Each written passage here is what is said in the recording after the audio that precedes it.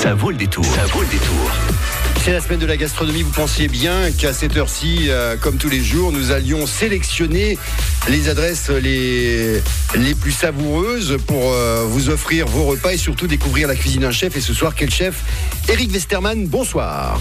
Bonsoir. Le Burizel à Strasbourg, on l'a dit rapidement, le Burizel a su s'imposer comme l'adresse de la gastronomie depuis les années 70, depuis que votre papa Antoine avait fait de cette vieille ferme un des lieux de référence de la cuisine. Et puis il a fallu que vous créiez votre propre pâte, ce que vous avez su faire. La cuisine que vous servez, que vous proposez, que vous composez est qualifiée de généreuse, à la fois traditionnelle et puis originale. Ça vous correspond bien, ça ? Tant de qualificatifs pour moi. Mais effectivement, c'est vrai que les parents, depuis 70, quand ils ont repris le Burizel jusqu'en 2007, quand ils l'ont quitté et que j'ai repris, ont réussi, je crois, à faire de cette maison une des belles maisons de Strasbourg. Et aujourd'hui, on essaie de perpétuer ce qu'ils ont pu commencer il y a quelques dizaines d'années. Imposer. Alors, s'il y a cette réussite et si cette aventure continue 40 ans après, c'est parce que vous avez la même rigueur, la même précision, et puis surtout la même passion, le même amour pour le métier et les plats que vous servez. Oui, parfaitement. On tombait dedans tout petit. On a quand même habité au-dessus du restaurant pendant une paire d'années. La table, c'est un peu une religion dans la famille. Dès qu'il y a quelque chose à célébrer, le plus souvent joyeuse, mais des fois un peu moins, ça se passe toujours autour de la table. Alors c'est presque naturel que j'ai embrayé dans le même sens. Alors vous écoutez vos producteurs, vous échangez avec eux, ça vous permet d'évoluer dans votre conception de la cuisine. Quels sont les plats qui font la réputation? Alors on peut parler des plats que votre papa avait déjà instaurés comme étant la référence du Burizel, mais vos plats à vous sont lesquels? Tous les autres.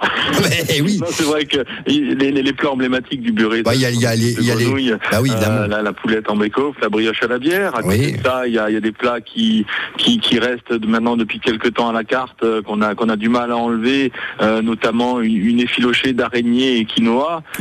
Les clients reviennent pour. Alors nous, des fois, ça nous embête un petit peu parce qu'on aime changer, on aime varier parce que sinon on s'ennuie. Et des plats comme celui-ci deviennent un plat signature du nouveau Burizel. Nouveau, entre guillemets, ça fait 8 ans que j'ai repris. Nouveau, mais en même temps, vous étiez un peu précédé par la réputation de papa, donc ça a dû mettre une pression, et le fait que maintenant c'est vos plats, votre cuisine qui soit citée comme référence de l'endroit, c'est la récompense d'années de travail. Dites-moi, vous préférez travailler les viandes ou les poissons vous-même, Eric ?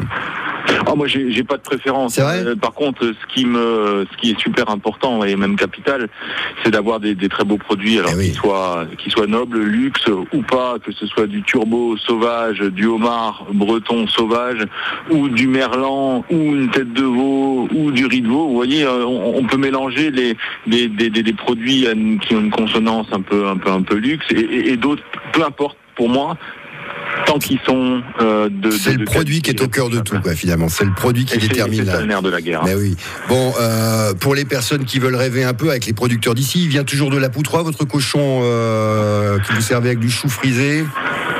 Le cochon vient toujours de la Poutroie, oui, effectivement, d'un ancien chevreuil. Il est toujours chevrier d'ailleurs. Ah oui. Mais pour la petite histoire, papa a commencé à travailler avec lui il y a de ça 20-25 ans.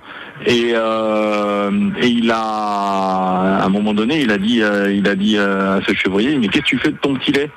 Alors, le chevrier jetait son petit lait dans le ruisseau à côté. À l'époque, ça se faisait encore. Mais oui. Il dit, mais attends, donne ça à des cochons, tu verras, ça fera des bonnes bêtes. Et puis en plus, il a je ne sais combien de hectares avec des chênes centenaires. Oui, c'est vrai. Cochons, il a commencé à en élever et ça fait des bêtes qui sont magnifiques. Oui, c'est l'exemple absolu de la discussion, de l'échange, de l'écoute entre un producteur et un cuisinier qui essayent ensemble de faire évoluer et la qualité et les produits. Dites-moi, vous participez à la semaine de la gastronomie avec ces animations sur la place Broglie. Vous allez faire quoi ce week-end, Eric Westermann ?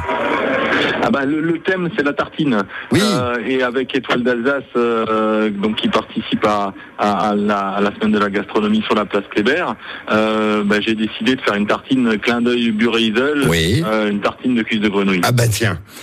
Alors je le dis pour les personnes qui